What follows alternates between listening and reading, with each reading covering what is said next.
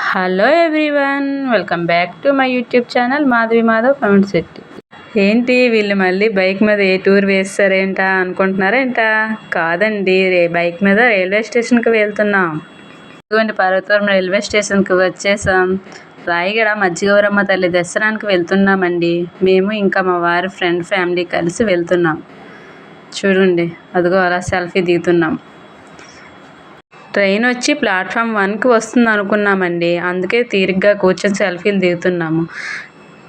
ఈలోగా train platform number 4కి మార్చేశారండి. వెళ్ళేసరికి ట్రైన్ వచ్చేసింది, ఎక్కిపోయామండి.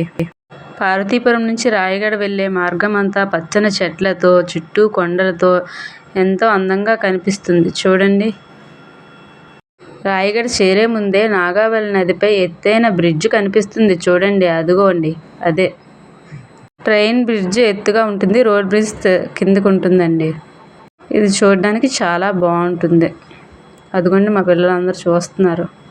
ఈ గుడి ప్రక్క నుంచే ట్రైన్ వెళ్తుంది. చూడండి, అదిగోండి. కానీ స్టేషన్కి చాలా దూరం. రాయగఢ స్టేషన్కి చేరుకొని దిగిపోయామండి. రాయగఢ స్టేషన్లో లిఫ్ట్ సదుపాయం ఉందండి. లిఫ్ట్ ఎక్కి బయటకు వెళ్ళామండి. అదిగోండి బయటకు వెళ్ళిపోతున్నాం. చూడండి, బయటకు వచ్చాక ఆటో ఎక్కి రాయగఢ టెంపుల్కి వెళ్తున్నామండి. అదిగోండి, ఇదిగోండి రాయగఢ టెంపుల్కి వచ్చేసాం. చూస్తున్నారు కదా బోర్డు. ఈ గుడి ప్రాంగణంలో పెద్ద చెట్టు ఉంది, చూసారా? రావి చెట్టు. ఈ గాజు పూసావి రెడ్ క్లాత్తో కలిపి ఆ చెట్టుకు కడితే మనం కోరుకున్న కోరికలు తీరుతాయని నమ్మకం అండి. ఈ చెట్టు దగ్గరే చుట్టుపక్కల షాపింగ్ కాంప్లెక్స్ ఉందండి. ఈ చెట్టు దగ్గరే దీపాలు పెట్టుకునే స్టాండ్ ఉందండి. అక్కడే అందరం తెచ్చి దీపాలు పెట్టుకుంటున్నామండి. అదిగోండి వెలిగిస్తున్నాము. ఈ దీపాలు వెలిగించాక అందరం కలిసి దేవునికి దండం పెట్టుకుంటున్నామండి. దీపాలు వెలిగించుకుని దండం పెట్టుకున్నాక క్యూ లైన్లోకి వెళ్ళామండి. రద్దీ తక్కువగా ఉంటుందని చెప్పి మేము సోమవారం ప్రిఫర్ చేసామండి టెంపుల్కి వెళ్ళడానికి. కానీ ఆదివారం ఉన్నట్లే సోమవారం కూడా చాలా రద్దీగా ఉందండి టెంపుల్లో. మాకు దర్శనం అవ్వటానికి కనీసం గంట సమయం పట్టిందండి. మేము 11:15కి చేరుకున్నామండి టెంపుల్కి. 12కి క్లోజ్ చేస్తారని చెప్పారండి. 12 లోపల దర్శనం అవుతుందో లేదా అని చెప్పి గాబర పడ్డామండి. కానీ అయ్యింది. మొబైల్స్తో లోపల అంతవరకే వీడియో తీయగలిగామండి. లోపల తీయడానికి వీల్లేదని చెప్పారండి. అందుకే మరి ఆపేసామండి, లోపల వీడియో తీయలేదు. ఇదిగోండి టెంపుల్ లోపల కూడా రెడ్ క్లాత్తో గాజు పూసావి అందరూ కట్టారు, చూసారా? ఇదిగోండి మేము లోపలికి వెళ్ళే టైము 11:45 అవుతుంది, చూసారా? అందరం కలిసి దర్శనం చేసుకుని బయటకు వచ్చేసామండి. ఇక్కడ అందరూ బయట మెట్లపై కూర్చొని వచ్చిన వాళ్ళంతా చక్కగా ఫోటోలు దిగుతున్నారండి. కూడా గ్రూప్ ఫోటోలు, సింగిల్ ఫొటోస్ తీసుకున్నాము. మెట్ల ముందే గుర్రపు బొమ్మ విగ్రహం ఉందండి. చాలా అందంగా కనిపిస్తుంది. అక్కడ కూడా పిల్లలు, మేము అంతా ఫ్యామిలీస్ కలిపి ఫొటోస్ తీసుకున్నామండి. చూస్తున్నారా? మా చిన్న అబ్బాయితో ఫోటో దిగాలంటే చాలా కష్టం. కానీ నాన్న తంటాలు పడి ఆఖరికి ఫొటోస్ దిగాం. ఆ ప్రక్కనే ప్రసాదాల కౌంటర్ దగ్గరికి వెళ్ళి మా వారు ఇంకా వారి ఫ్రెండ్ వెళ్ళి తీసుకొచ్చారండి. టైం అయిపోతుందని చెప్పి ముందు దర్శనానికి వెళ్ళిపోయామండి. వెళ్ళి వచ్చాక బయట చెట్టుకు ఈ గాజు పూస క్లాత్ అవి కట్టామండి. దర్శనం అయిపోయాక వంశీకృష్ణ రెస్టారెంట్కి లంచ్ చేయడానికి వెళ్ళామండి. అదిగోండి ఇదే వంశీకృష్ణ రెస్టారెంట్. లోపలికి వెళ్ళి మెట్లెక్కి పైకి వెళ్ళామండి. పైకి వెళ్ళి ఎంట్రన్స్లో డోర్ తీసుకొని వెళ్తున్నాము. లోపల యాంబియన్స్ చాలా చాలా బాగున్నాయండి. చూడగానే చాలా ఫొటోస్ తీసుకున్నామండి. అయితే రెస్టారెంట్లో ఫుడ్ కూడా చాలా బాగుంటుందని ఎక్స్పెక్ట్ చేసామండి. వెజ్ మంచూరియా, ఇంకా special veg biryani, chicken biryani, butter non ఇవన్నీ ఆర్డర్ పెట్టామండి. అదిగోండి వచ్చాయి, చూస్తున్నారా?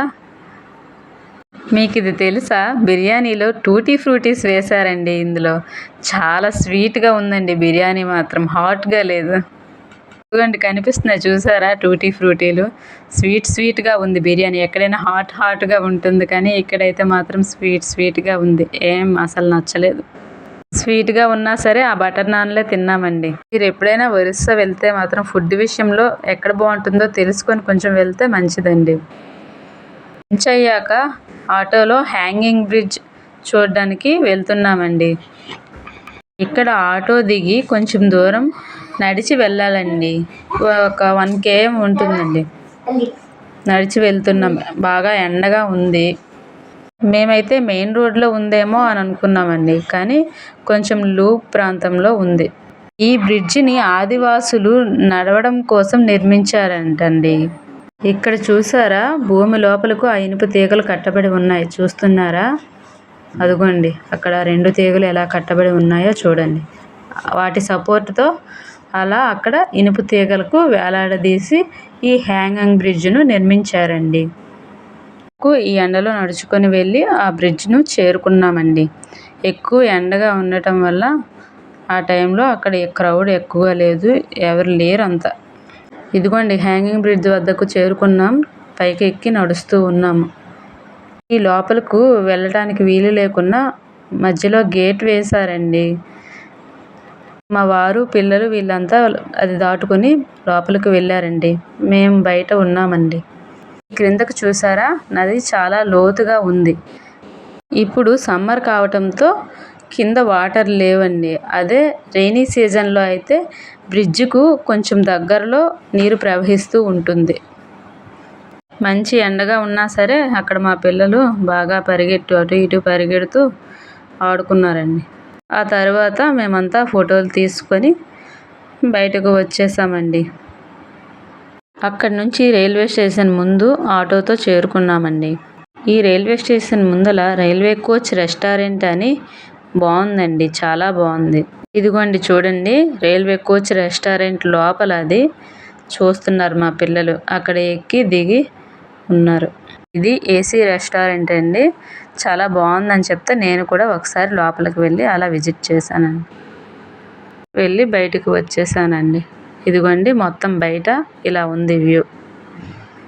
చూస్తున్నారా? అదిగోండి రైల్వే కోచ్ రెస్టారెంట్.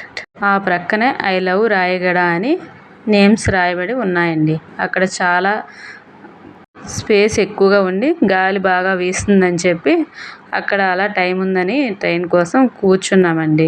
తర్వాత ఒక టైం అయ్యాక స్టేషన్కి వెళ్ళి ఇదిగోండి ట్రైన్ ఎక్కి వెళ్ళిపోతున్నాం. లోపల కూర్చున్నాం. ఇప్పుడు ట్రైన్లో కొంచెం రద్దీగా ఉండటంతో మా వారు నిల్చున్నారు. అదిగోండి వచ్చేసాం పార్వతీపురం. బాయ్ బాయ్ చెప్పేస్తున్నా నేను.